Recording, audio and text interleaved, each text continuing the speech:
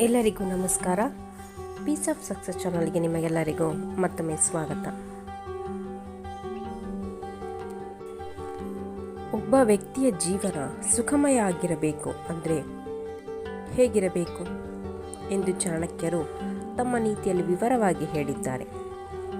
ಮಾತು ಕೇಳುವ ಮಕ್ಕಳು, ಸಾವಿತ್ರಿಯಂತಹ ಪತ್ನಿ, ನಿಗದಿತ ಮತ್ತು ನಿರಂತರವಾದ ಆದಾಯ, ಸುಂದರವಾದ ಮನೆ, ಹೀಗೆ ಹಲವು ವ್ಯವಸ್ಥೆಗಳನ್ನು ಒಳಗೊಂಡಿರುವ ಸುಖಿ ಪುರುಷ ಎಂಬ ಮಾತಿದೆ.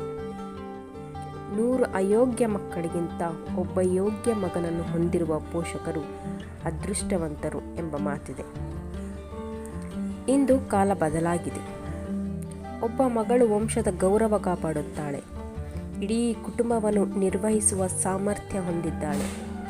ಆದರೆ ಈ 6 ಸಂಗತಿಗಳು ಒಬ್ಬ ವ್ಯಕ್ತಿಯ ಬದುಕಿನಲ್ಲಿದ್ದರೆ ಆತನ ನಿತ್ಯ ಜೀವನ ನರಕ ಎಂದು ಆಚಾರ್ಯ ಚಾಣಕ್ಯರು ತಮ್ಮ ನೀತಿಯಲ್ಲಿ ಹೇಳಿದ್ದಾರೆ.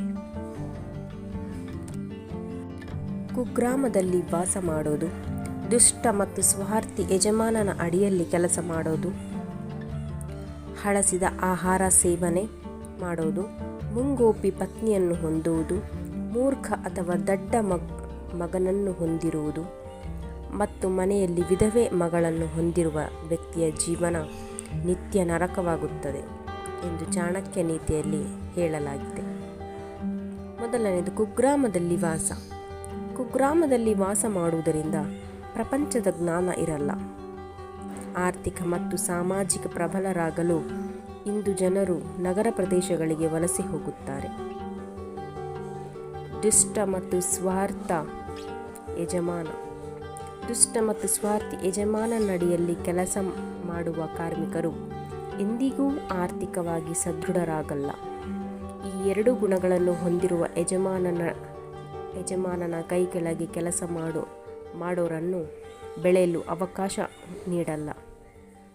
ಲಾಭದ ಅಂಶವನ್ನು ಸಹ ಹಂಚಿಕೆ ಮಾಡದೆ ಹೆಚ್ಚು ಕೆಲಸ ಮಾಡಿಸಿಕೊಳ್ಳುತ್ತಾರೆ. ಹಳಸಿದ ಆಹಾರ. ಹಸಿವು ಆದಾಗ ಅದು ಗಂಜಿಯಾದರೂ ರುಚಿಯಾಗಿರಬೇಕು.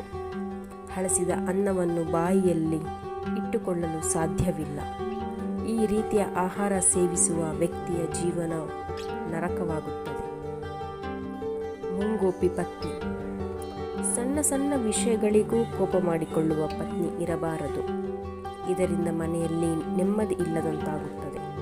ಮನೆಯಲ್ಲಿ ಮುಂಗೋಪಿ ಪತ್ನಿ ಇದ್ದರೆ ಗಂಡ ಕೆಟ್ಟ ಚಟಗಳಿಗೆ ದಾಸನಾಗುವ ಸಾಧ್ಯತೆ ಇರುತ್ತದೆ. ಮೂರ್ಖ ಮಗ. ಮಕ್ಕಳು ವಂಶದ ಉದ್ಧಾರಕರಾಗುತ್ತಾರೆ.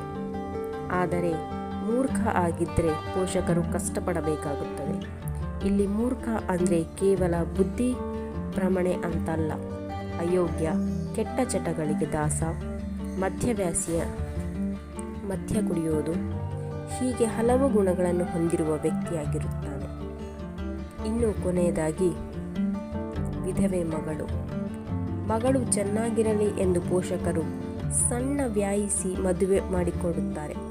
ಯಾವುದೋ ಕಾರಣದಿಂದ ಮಗಳು ತವರಿಗೆ ಹಿಂತಿರುಗಿದ್ರೆ ಅಥವಾ ಪತಿಯ ಸಾವಿನ ಬಳಿಕ ಮನೆಗೆ ಬಂದರೆ ಪೋಷಕರು ಈ ಕಷ್ಟವನ್ನು ಯಾರ ಮುಂದೆ ಹೇಳಿಕೊಳ್ಳಬೇಕು?